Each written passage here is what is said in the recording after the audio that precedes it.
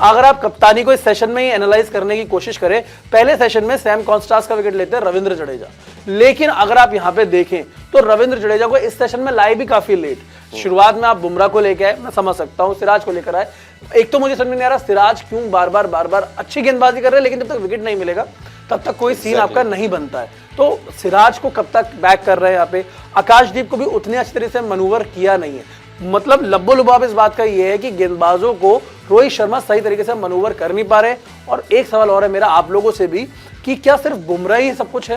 क्योंकि मैं बात कर रहा था यहाँ पे चिराग से जब मैं ऑफिस आ रहा था कि ऐसा लग रहा था मुझे कि बुमराह के बिना हर चीज बाकी सब चीजें सूनी नजर आ रही है। मतलब जब बुमराह आते तो क्राउड इग्नाइट हो जाता है, ठीक है, चीज याद आ रही है। हाँ नहीं कंटिन्यू।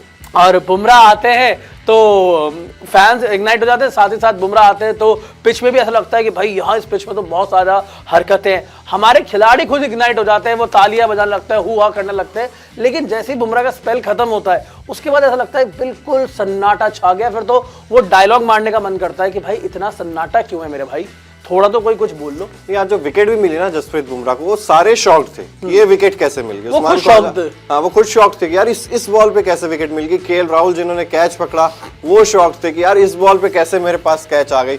वो बल्ला जो घूमा ना, लेकिन अच्छी गेंदबाजी की जसप्रीत बुमराह ने। अगर वो सैम कॉन्स्टास वाला फैक्टर अगर आप हटा दोगे, जब जसप्रीत बुमराह पर उन्होंने एक तरीके से पूरा काउंटर अटैक कर दिया, बाकी टाइम ऐसा लगता है कि यार जसप्रीत बुमराह जब जब आ रहे हैं वो ही विकेट निकाल कर देंगे और कोई ऐसा लगता नहीं है कि ये रिस्पॉन्सिबिलिटी उठाने के लिए तैयार है। तो जसप्रीत बुमराह पर वो जो आपने कहा कि आप एक्स्ट्रा ओवर्स भी कराते हो फिर इनसे, क्योंकि जैसे ही कोई पार्टनरशिप होती है आप सोचते हो यार अब तो जसप्रीत बुमराह को ही लाना पड़ेगा तभी ये पार्टनरशिप ब्रेक हो सकती है। तो ऐसा एक बॉलर आपको और चाहिए, कम से कम एक बॉलर जो साथ दे। वो साथ अभी तक इस पूरी सीरीज में नहीं मिला है।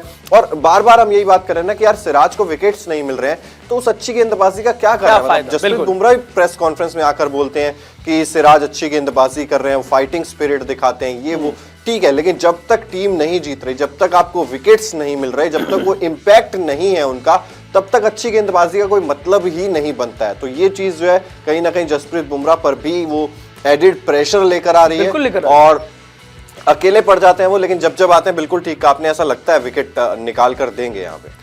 सिराज की जो बात है, मुझे सिराज को देख के 2001-2 का जो ऑस्ट्रेलिया का दौरा था, आई थिंक 2003-4 था, सॉरी, जब ऑस्ट्रेलिया हमने विजिट किया था, आकाश चोपड़ा एक खिलाड़ी थे वहाँ पे, अब कमेंट्री में तो छाए हुए हैं, लेकिन वो वही काम करते थे जो सिराज कर रहे हैं। सिराज अच्छी गेंदबाजी कर रहे हैं, आकाश चोपड़ा उस वक्त नई गेंद को पुराना करते थे, 30-40 ओवर खेलते थे, 40-45 रन बनाते थे और उसके बाद आउट हो जाते थे। उसके बाद क्या हुआ, उनको ड्रॉप कर दिया क्योंकि 40-45 रन से टीम नहीं जीतती, 40-45 रन आपके रजिस्टर नहीं होते। वैसे ही आप अच्छी गेंदबाजी करें, टैलेंटर्स को आउट कर दें, वो चीज़ रजिस्टर कब तक होती रहेगी, कब तक ये चीज़ें चलती रहेंगी, किसी को नहीं पता। शुभमन गिल को इतनी लंबी रोप मिली, आज वो रोप कट गई, आज कर दिया गया उनको ड्रॉप।